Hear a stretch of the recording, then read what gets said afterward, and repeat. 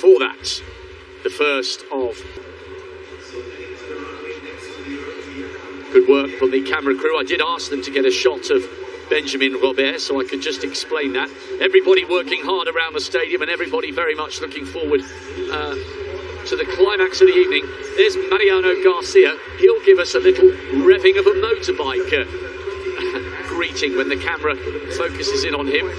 He's on the inside in this second semi-final. Top two, remember, and the non-automatic times: Boll 1:45.58, Langford 1:45.91 for the Aussie and the Briton respectively. Good heat this one. That's Noah Kibet, the world indoor silver medalist. He's only 18. Such a tender talent, but one who could deliver. So, let's have a look at this second semi-final then. Tetsukianu of Italy will be on the outside. Semi-final number 2 of the men's 800 metres. PB for Italy, in qualification. The champion Catalin Tecacciano. Might need another one. Noah Kibet will be just inside him. In lane 7, the world indoor silver, world junior bronze. Initially 6th and then upgraded to 5th in Heat 5, and he comes through as one of the non-automatic qualifiers. Watch for Zafai of Morocco, NCAA champion this year. He won Heat 3 and looked pin sharp. He's definitely one to watch. Gabriel Tual, 7th in the final last year. 1:44.23 for 4th in the Paris Diamond League, so he's in PB shape. Kramer was bumped and pushed in Heat 6, but he made it through. Former European silver medalist, he'll be relieved to be on the starting lineup. In lane 3, he's got a lifetime. Sajati of Algeria has won 8 of his 9 races in 2022, indoors and out. He's another one who looks like he's in cracking nick. In lane 2, the European Daniel Rowley, former European under-23 silver medalist, second in the national champs, a 50.8 first lap yesterday. Did the damage to the field. Do we get the motorbike today? For Spain, Mariano Garcia. Yeah, there he goes. But it's effective, isn't it?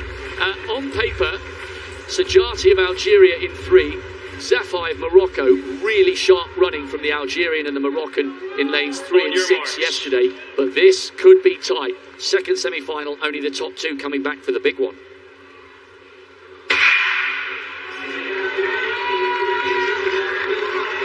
So the 2 non-automatic times are in the 1:45s. Peter Boll and Kyle Langford. Will this be a little more aggressive in this second semi-final? Kibet on the outside is such a young but tender, tenacious talent, only 18 years of age. Kramer will be hoping to not make the same mistakes that he did yesterday. He was all over the place with 200 to go. He was quite lucky, A, to stay on his feet, and B, to get through. Kramer from Quebec, Chouard. Sajati, though, the Algerian, and Zafai of Morocco finished like steam trains in their respective heats. So keep a close eye on the Algerian second from the back as they go through the bell. What was it, 51.9? So this is an honest pace.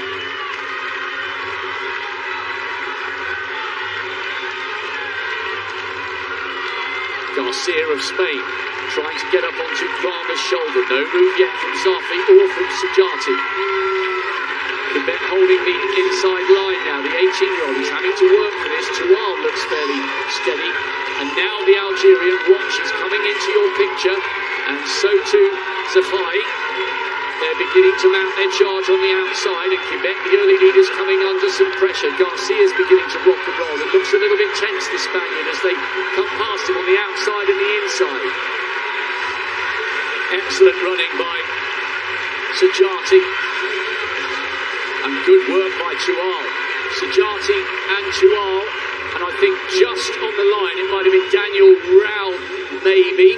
Very close between him and Zafai, but I told you Sajati looked pin sharp yesterday, the Algerian, and he and Tual are the athletes rewarded with a place in the final. It's very, very tight on the line. I thought Rowden might have just outdipped his opponent for third. We'll wait and see. And he celebrates. Yeah, and rightly so. I think Kibet made a bold move trying to take the lead. But as you said, he started to labor a little bit coming home around the last bend, and they overtook him, and he faltered coming home. Rowden did take the nod for third, but it's academic because it's not as fast as the two non-automatic qualifiers from the first of the semi-finals. There was quite a lot going on here, Gail. The Spaniard drifted backwards. Garcia, he was disappointing. Kramer was trying to come through the inside, but Sajati of Algeria and Tual both ran really, really well. Rowden was lunging for the line.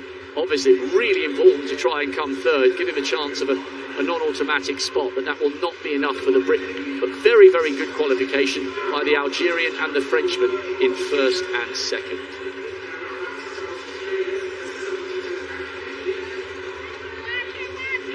Relief for the British and the Australian fans, with Boll and Langford surviving, potentially being knocked out by the third and fourth place finishers here. Tual looked very comfortable there, looking over his shoulder. He'll be hoping that his compatriot Benjamin Robert joins him in the final. Very good qualification from these two. To see what happens, because the Italian looked like he finished like a train coming home. Sajati and Tual making sure Rowden and the Italian did finish quickly, but it's academic. They will not be in the shake-up for a non-automatic spot in the final. But the Algerian and the Frenchman will most certainly be there.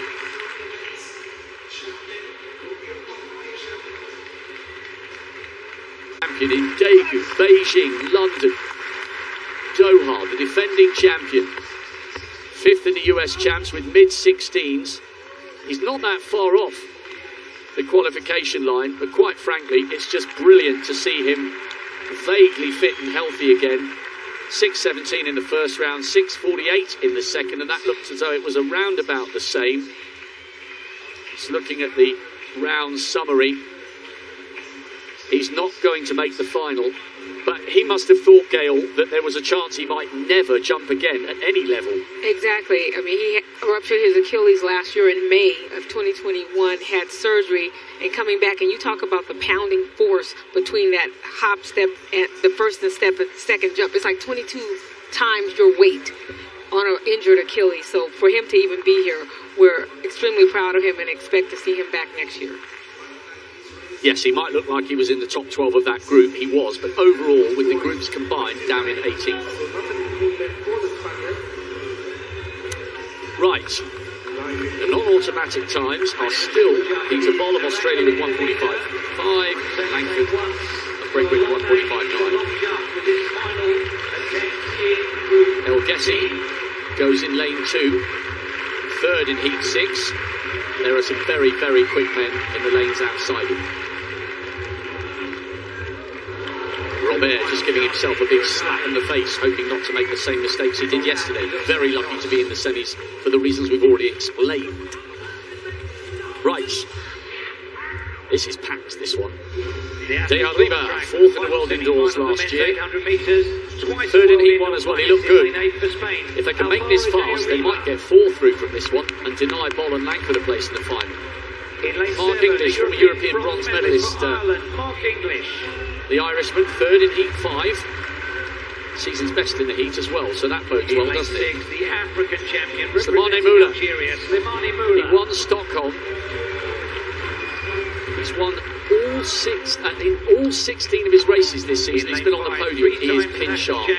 Benjamin Robert, second in Birmingham and Stockholm. Won the Paris Diamond League, shoving his elbows all over the place. Very lucky to not have been knocked out yesterday. Wanyonyi, World Junior Champion last year, third in Heat 3. He has got 1:44.01 this year. Marco Aron, when he's in the groove, he is Rudisha-esque to watch. Pan American champion.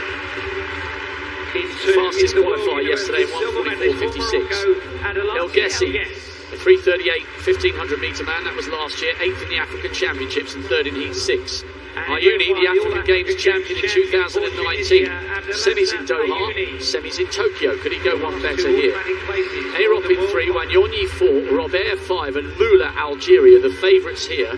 Only 2 guaranteed a place in the final, but those non-automatic times of 1:45 are within the grasp of every single man in this semi-final. Maybe if they're bold and brave, we could get 4 into the final from this third semi.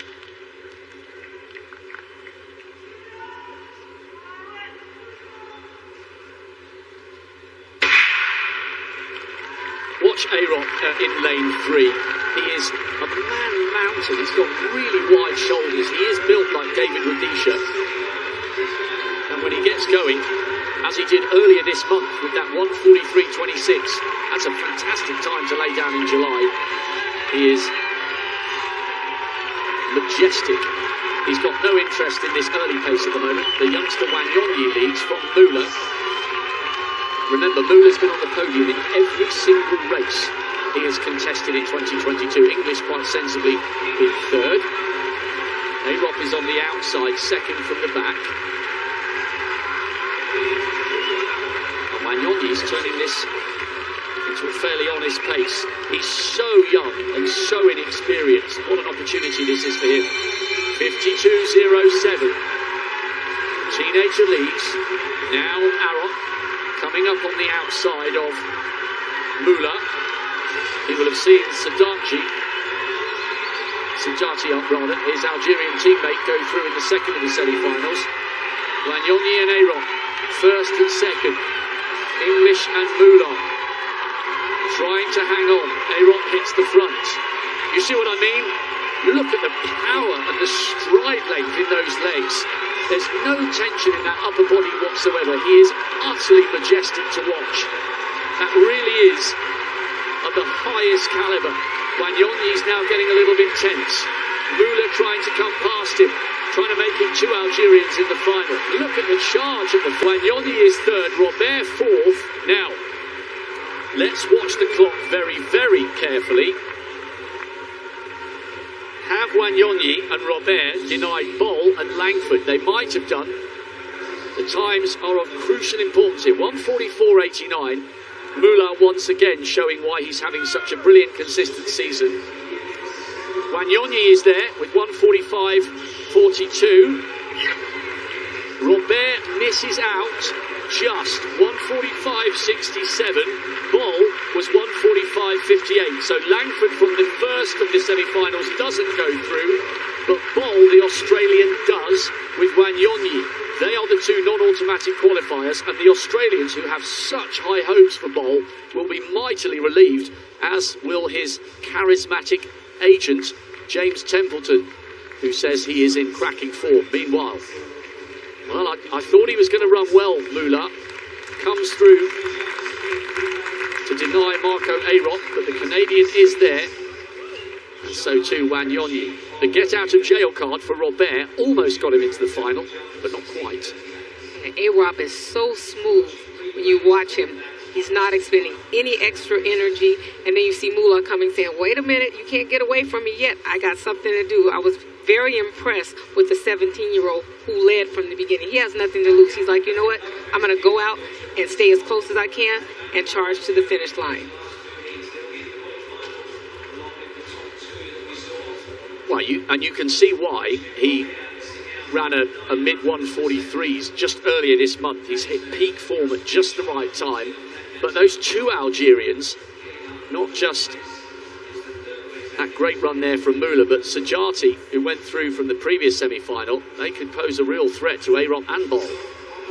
Mula coming through, continuing his excellent and very consistent form. The majestic-looking A-Rock will be in the final, and he'll be one of the favourites. Wanyonyi scrapes home as a non-automatic qualifier. Robert just missing out.